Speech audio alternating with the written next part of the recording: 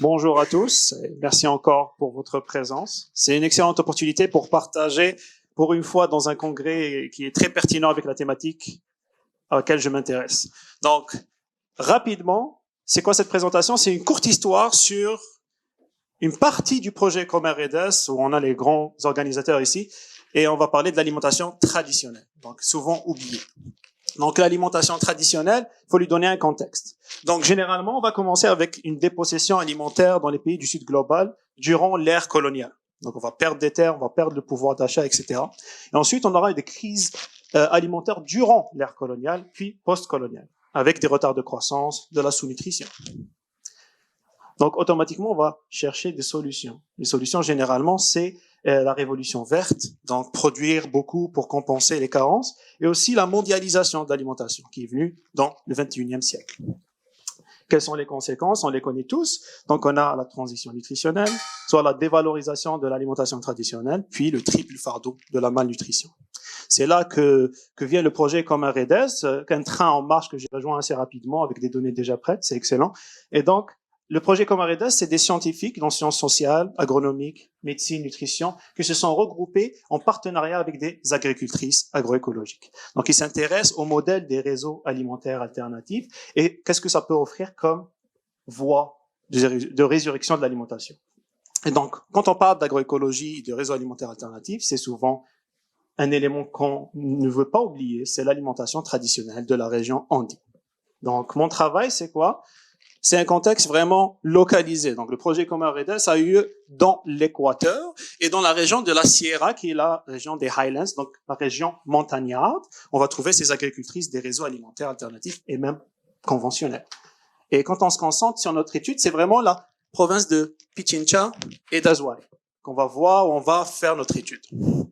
Donc, devis de recherche classique. Donc, c'est une étude quantitative. On va voir beaucoup d'analyses. Donc, la population d'études s'élève à 1057 participantes. Les données, c'est du socio-démographique, socio-économique, l'alimentation, bien sûr. On sait une maîtrise en nutrition quand même. Et aussi, les paramètres anthropométriques et les données de santé. Et c'est quoi le but de cette étude, de cette petite étude à l'intérieur de cette grande étude? C'est vraiment de s'intéresser aux facteurs qui influencent la pratique de l'alimentation traditionnelle andine, mais aussi de voir ce que ça peut avoir comme impact sur la diversité et la qualité alimentaire. Rapidement, richesse botanique. Donc, premièrement, on va se retrouver avec des 12 aliments traditionnels, dont certains sont des parties d'autres aliments, et qui sont déjà nouveaux pour nous, et qui vont enrichir les connaissances sur le sujet. Et c'est vraiment intéressant de voir comment c'est consommé différemment, que ce soit les différentes parties, que ce soit la région, la période de la culture, et ce que ça peut apporter comme nutriments. Et donc, après ça, on va vouloir juste savoir quelle est la différence entre les différents aliments traditionnels. Et on va remarquer que 5 parmi ces 12-là sont consommés par moins de 20%, ils sont connus par moins de 30% des participantes. Ce qui voudrait dire qu'il y a quand même une certaine littératie alimentaire traditionnelle. Et c'est ça ce qui va nous intéresser. On va se retrouver avec des participantes qui s'y connaissent tellement en alimentation traditionnelle et d'autres qui s'y connaissent vraiment moins. Et on va voir la différence entre ces deux-là par rapport à ça.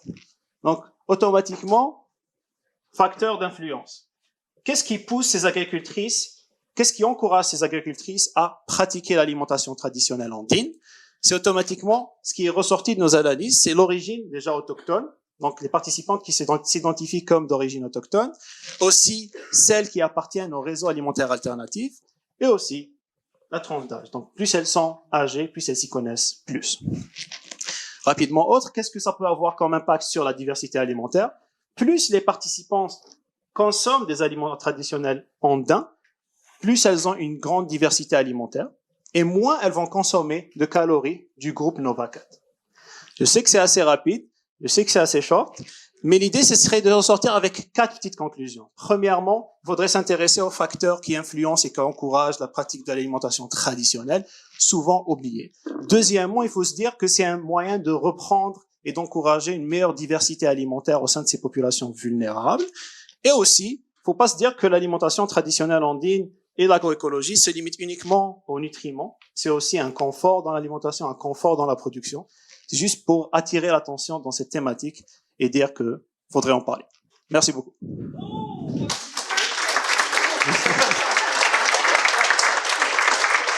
Merci. Hi, everyone. My name is Sabrina, and my presentation is entitled Dietary Patterns and Health Trends, a Glimpse at the Continuing Nutrition Transition Among Female Smallholder Farmers in the Ecuadorian Andes. So the data we collected was part of the bigger project, evaluating and bringing to scale alternative food networks to address diabetes, mellitus, and hypertension.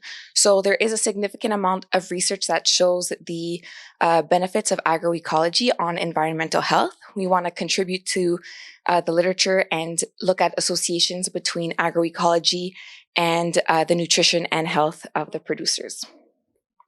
So here are some pictures that can demonstrate what the nutrition transition, the progression can look like or is looking like in Ecuador right now. So as you see on top, we have plates that are full of colors, full of nutrient-dense foods, and these have kind of slowly been replaced by a more monotonous diet where you can see there's a lot of white rice.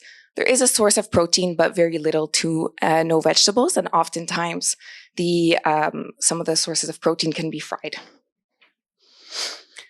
So our findings, some of our findings so far. So with the 24-hour recalls that we conducted, the average caloric intake for participants is around 2,200 calories per day.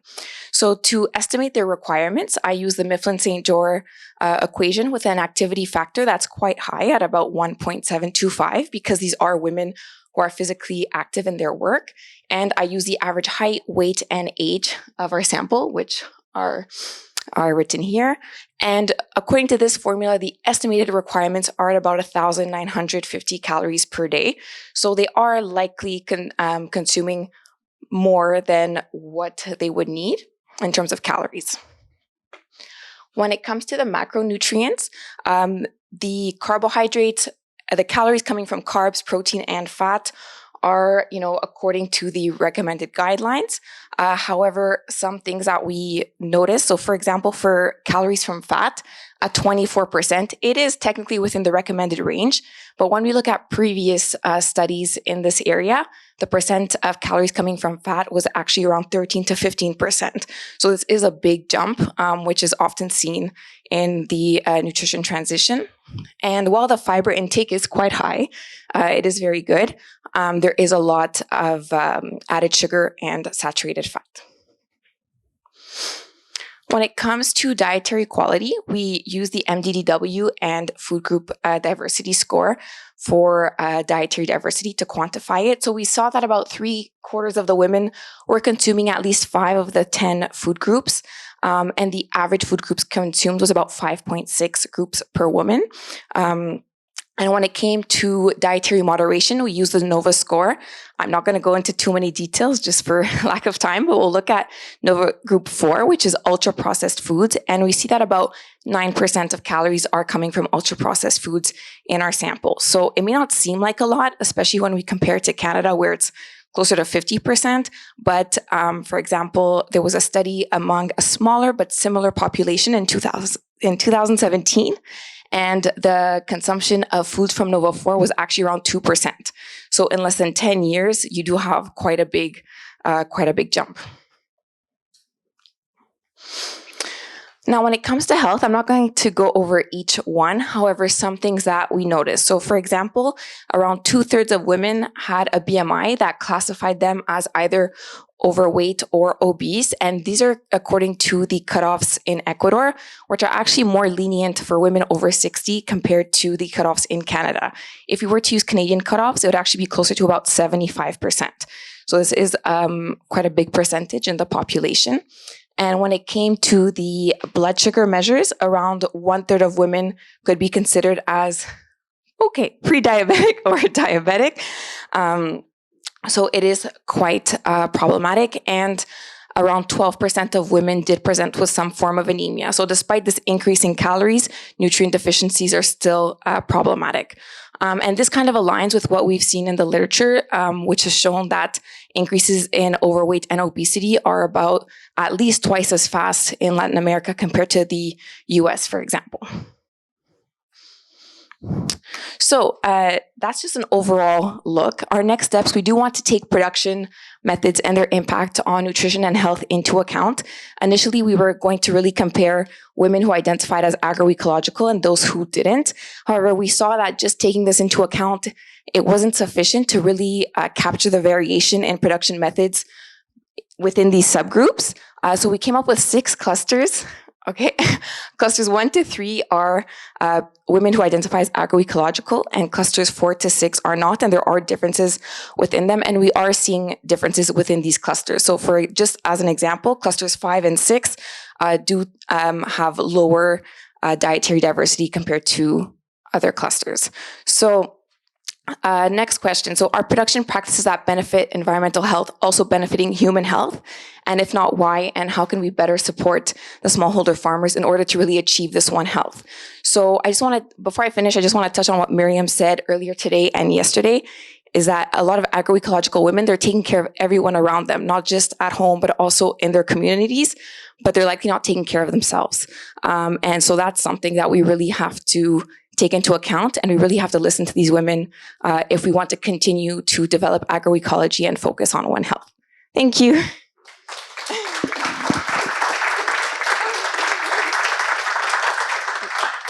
Hello, my name is Adriana, and I'll talk to you about my project, which is called Predictive Indicators of Metabolic Syndrome in Indigenous Women Farmers in Ecuador.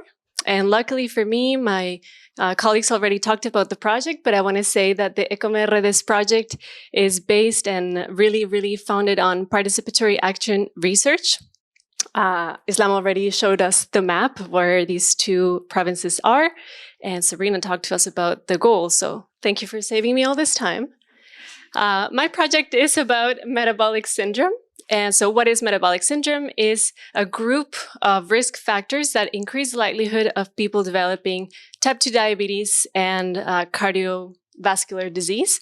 So how is one diagnosed with metabolic syndrome? Well, you have to have at least 3 of these 5 risk factors: high waist circumference, low HDL cholesterol, high blood pressure, high fasting glucose, and high fasting triglycerides.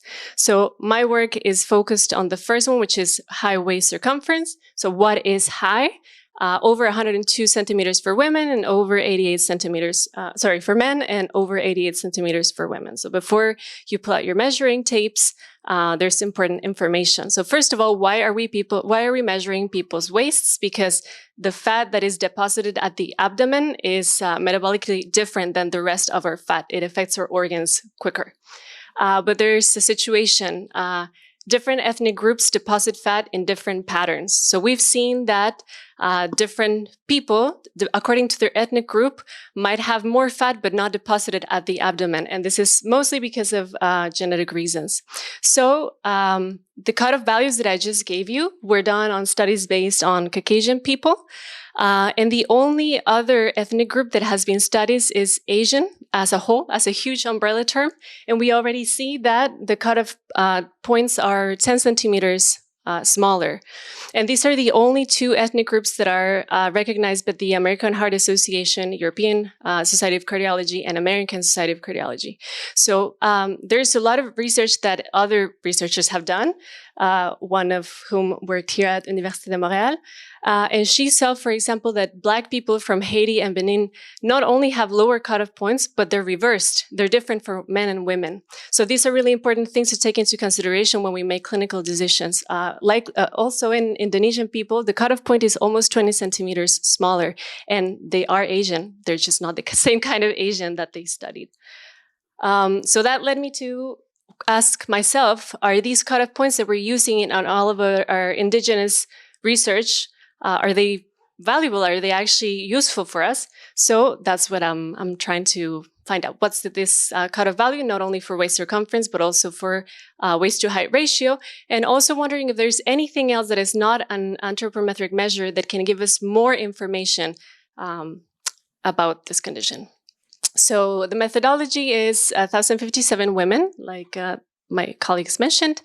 There was anthropometrics, so body measurements taken, biomarkers taken by prick tests, and Just like Islam said, that work was done for us.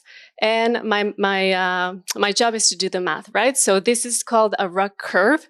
It's a mathematical tool that we use to see what is that middle point, because we do want to target all the women who are at risk, but we don't want to scare people who are not at risk. So it's a difficult balance to achieve, to say, yes, you're at risk and you really are at risk, and not tell you you're fine and then not be fine. And that's actually something that is happening right now. Waist circumference only has a specificity of 57%. So we're letting go almost 30% of people, telling them they're fine when they're actually not fine. So the results that I'm expected to see, well, this is the prevalence for diabetes based on ethnicity, being Chinese American the most at risk, and then Hispanic. But just like I said, Hispanic is a lot of people. Even within the same country, we see cutoff points that are very different based on the kind of ethnicities, the kind of indigenous people. So although I'm expecting to see somewhere around this range, we might see different things. And why is this important? Like I said, it can give us more accurate tools. Obviously, my work is not going to change the guidelines for the country, but the more literature we have saying, hey, no, the rest of the people who are not white are not Asian, it's important that this is taken into account. My references, and thank you very much.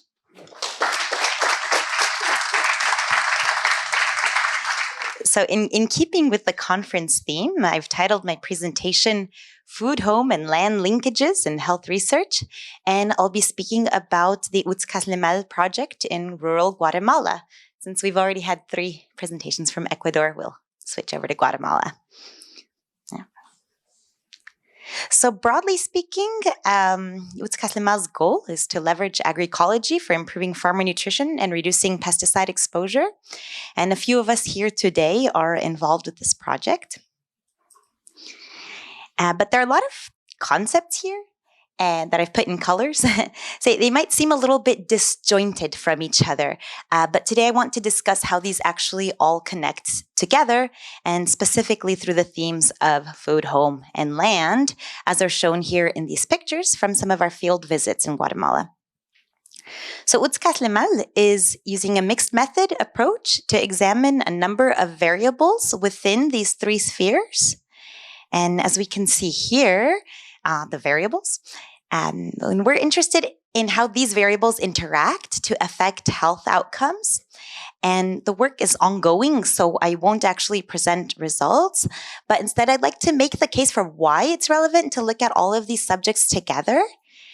And to illustrate the interactions between all of these variables related to food, home, and land, I'll actually walk you through this picture, which is a picture that we use in co-learning workshops with farmers participating in the research. And I'll just pick on a few elements to show their connections to nutrition and pesticide-related health. So perhaps the most obvious connection here is that between the food that farmers grow, like the corn on the left and all these vegetables, and what you can eat. So we already discussed that. If you grow it, presumably you can eat it. But nutrition is not just a product of your diet, actually. In fact, you can have an excellent diet and you can still be malnourished. So how does that happen? Well, the answer has to do with the sink here in the back. So this is representing water, sanitation, and hygiene. Enteric pathogens from unsafe drinking water or from dirty hands can cause nutrient malabsorption. So now in this house here, the sink is actually pretty close to both the kitchen, which I guess is presumably in the house, and the washroom, which is this thing to the right here. So in this household, they can pretty easily go and use the water and wash their hands, but that's not the case in everyone's household. Some people have to walk pretty far just to be able to wash their hands. And so then what else do we see in this picture? We've got some chickens right here. So what happens if these chickens enter your living space? Well, then there's more probability of transmission of zoonotic disease that can also, in certain cases, lead to nutrient malabsorption and affect your nutrition status. What else do we have in the picture? I'm looking at my screen because it's easier for me from here. So we got some pesticides. I know it's a little small, but these are some pesticides here right next to the house. So in the house that we have depicted here, they're right next to the house and so easily accessible because the infrastructure of the house doesn't have a place where you can safely lock them away to make sure no one accidentally gets into them. Now, in this picture, we just have adults, but, maybe presumably children show up from time to time, and you can see how this can very quickly become a very dangerous situation. So pesticides present a lot of health risks, and some can even be lethal, even at in very small quantities. But actually, what's interesting are the connections between pesticide-related health outcomes and nutrition-related health outcomes, which is not a subject that gets a lot of attention. Oh, I'm sorry, you guys. What does it say up there? I can't even see. Okay, we're good. Okay, so here we've just got a list of some health problems that research has associated between pesticide exposure and these health problems. These are not all of the health problems associated with pesticide exposure, they're just some, but the ones that are on this list are also health outcomes that are associated with diets. So then you have this problem of confounding etiology. Is the problem the diet, or is it the pesticides, or is it both? And what happens when these two interact? So this is why Utskas is interested in all of these interactions, and our goal is to understand how agroecology can act on these interactions and become a catalyst for better health outcomes. And as we discussed earlier in the panel, our theories around this have to do with both these sort of land-based agronomic aspects, but then also, what happens when I click? Oh, that's the catalyst. The catalyst, agroecology is the catalyst. Then also the social factors that act on all of these outcomes, all of these spheres, I should say. So ultimately, our research around these linkages aims to be useful for the many organizations in Guatemala and around the world that are working either to promote agroecology, to support farmers' health, or to do both or all at the same time. So thank you.